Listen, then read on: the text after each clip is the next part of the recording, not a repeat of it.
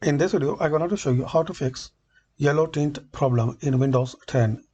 So to resolve this issue, firstly click on Start, then Settings. In here click on System. Make sure night light is turned off. In case it's turned on, so make it turn off. And click on Advanced and scroll down and click on Advanced Display Settings. Click on Display Adapter Properties for Display 1.